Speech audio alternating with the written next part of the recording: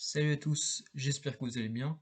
Bienvenue pour la première vidéo de cette chaîne qui sera uniquement consacrée à mon manga préféré, à savoir Kingdom. Aujourd'hui, j'avais envie de vous parler de Kanki et de ses objectifs pour les chapitres à venir.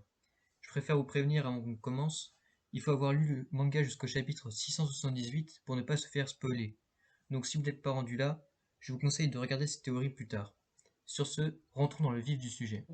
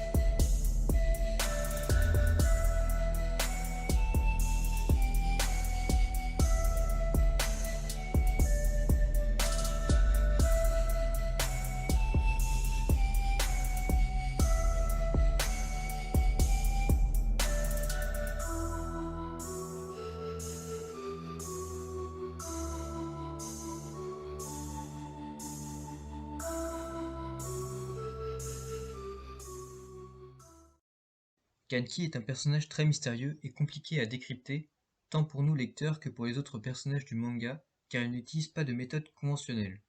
Il est donc imprévisible, et l'effet de surprise provoqué par cette tactique les rend encore plus efficaces. Depuis quelques chapitres, les décisions de Kanki rendent plus d'un lecteur perplexe. Cependant, son attitude débordante de confiance nous montre qu'il a déjà un coup d'avance. Nous allons donc chercher à déterminer sa stratégie en évoquant, dans un premier temps, une potentielle trahison de la part de ce personnage, et théorisant dans un second temps une stratégie plus fine et proche du style de Kanki.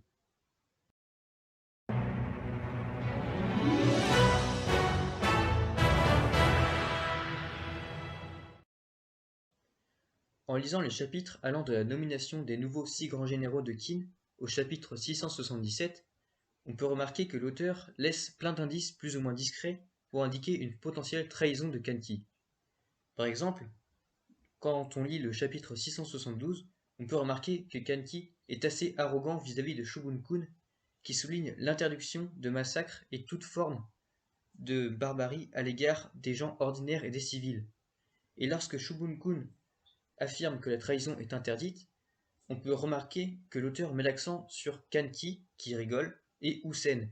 Et au contraire, Yotanwa et Tu se démarquent comme des généraux loyaux, prêts à punir les potentiels traîtres. Kanki envoie également, lors des derniers chapitres, des soldats entre guillemets lambda, c'est-à-dire des soldats qui ne sont pas directement incorporés dans son armée, se battre sur un terrain qui leur est défavorable, à savoir la colline d'Eikyu, contre un ennemi en supériorité numérique. On peut donc en déduire que c'est une boucherie inutile, et peut-être que Kanki fait baisser gratuitement pour Zhao le nombre de soldats de Qin.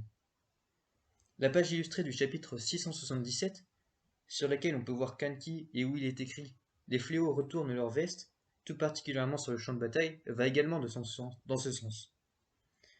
Le choix de Won pour se battre à Ikkyu n'est peut-être pas non plus innocent. En effet, ça pourrait permettre à Kanki d'exercer une pression sur son rival, Houssen, pour le pousser à la faute. Car contrairement à ce qu'on pourrait croire, Houssen aime son fils même s'il cherche à le cacher. Enfin, dans le chapitre 677, on peut également voir un messager apporter une bonne nouvelle au chancelier de Zhao et Hariboku. On ne connaît pas cette nouvelle, mais on peut deviner qu'elle est excellente vu la réaction des officiels. Et cela est peut-être lié à une trahison de Kanki. Cependant, malgré le fait que la loyauté n'est pas sa principale qualité, je ne pense pas que Kanki trahira Kin lors de cette campagne, car il n'a tout simplement aucun intérêt à le faire. Si Kanki s'est engagé dans l'armée de Qin et est devenu général, ce n'est pas pour la gloire ou l'honneur, mais plutôt pour pouvoir continuer ses activités de bandit. Donc le pillage par exemple, le vol, ah bon, pas besoin d'en faire tout un tableau. Et tout cela en étant protégé par l'état de Qin. Et en ce sens, le statut de grand général de Qin lui donne encore plus de liberté et d'indépendance vis-à-vis du pouvoir central. Or, s'il trahit Qin, pour Zhao, il n'aura absolument rien à y gagner, car d'un côté, tous les habitants de Zhao le craignent et le détestent pour tout ce qu'il a déjà fait subir aux civils des territoires conquis, et beaucoup de rumeurs sur sa cruauté circulent à Zhao. D'un autre côté, au sein de l'administration de Zhao, personne ne lui fera confiance, car il vient d'un camp ennemi, et c'est un traître. Donc c'est certain que si Kanki trahit Qin, il ne retrouvera pas de poste aussi avantageux qu'il a actuellement à Zhao.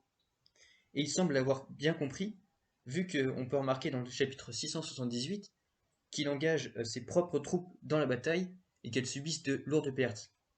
Donc tout cela nous mène à la conclusion que Kanki ne va peut-être pas trahir Qin et prépare plutôt un autre plan.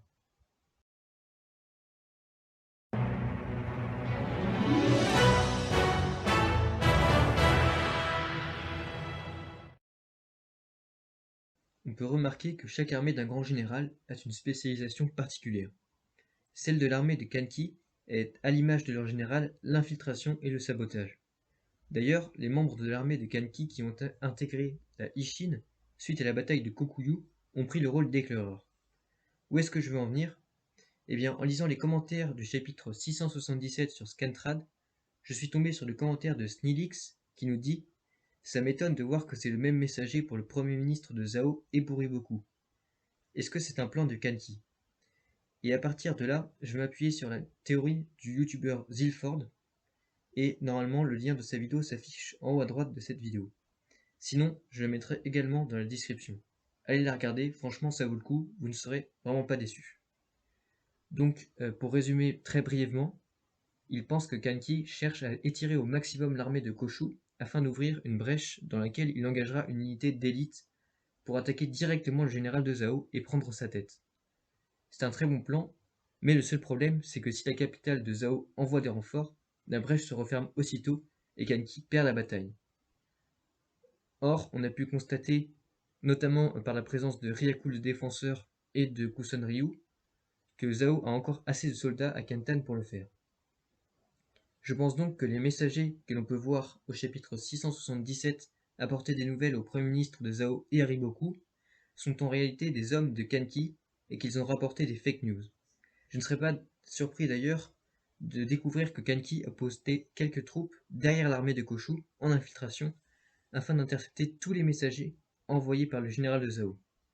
Ça lui permettrait de pouvoir appliquer sa stratégie sans être gêné par un élément extérieur. Cependant, je pense que Kanki a fait une erreur en essayant de tromper Riboku par une fausse information. En effet, Riboku hésite depuis le début de cette deuxième campagne d'invasion à intervenir contre Qin, et même s'il dit à Kane qu'il faut faire confiance à Koshu, on le retrouve quand même autour d'une table avec des stratèges. Donc ça montre qu'il a quand même une certaine hésitation. De plus, Riboku est lui aussi un expert pour contrôler les informations. En effet, lors de la bataille de Bayou, il a quand même réussi à cacher l'existence d'une armée de 130 000 hommes et à faire en sorte que personne ne sache qu'il a battu une armée de 200 000 hommes de Xiongnu, et même les officiers de Zhao n'étaient pas au courant. Et grâce à ça, les espions de Qin n'ont pas été informés de cette armée. Ils n'ont pas pu dire qu'il y avait la présence de cette armée, par exemple à la famille royale de Qin. Et c'est exactement ça que Kanki essaye de faire actuellement, en disant absolument rien à ses commandants et en les laissant mener sa stratégie en leur disant leurs ordres au jour le jour. Riboku a donc compris la stratégie de Kanki, ou en tout cas il a compris que quelque chose n'était pas clair, et ça pourrait définitivement le pousser à intervenir dans cette guerre. Et l'intervention ou non de Riboku sera pour moi décisive pour l'issue de cette bataille, car s'il y a bien une personne capable de vaincre Kanki Asao, c'est bien Riboku, et les deux sont vraiment contraires en tout point, car si l'un n'a aucune attache à son pays et représente la destruction, l'autre est fidèle à sa patrie et fait tout pour protéger les citoyens de Zhao. Voilà, c'est la fin de cette petite théorie sur Kanki. J'ai vraiment hâte de voir ce qu'Ara nous réserve pour ce personnage dans les prochains chapitres. Il nous surprend vraiment toujours et à chaque fois on n'est jamais déçu. Si cette vidéo vous a plu, n'hésitez pas à me le dire dans les commentaires, ça fait toujours plaisir. Et je pense faire prochainement une vidéo soit sur le peuple des montagnes, soit sur Wuhan, vu sa situation actuelle. Je me suis dit que ça pourrait être intéressant. Et si vous avez d'autres idées, n'hésitez pas à me les partager pareil en commentaire. Et tous les conseils et toutes les remarques sur cette vidéo, tant qu'elles restent polies, sont vraiment les bienvenus. Sur ce, ciao!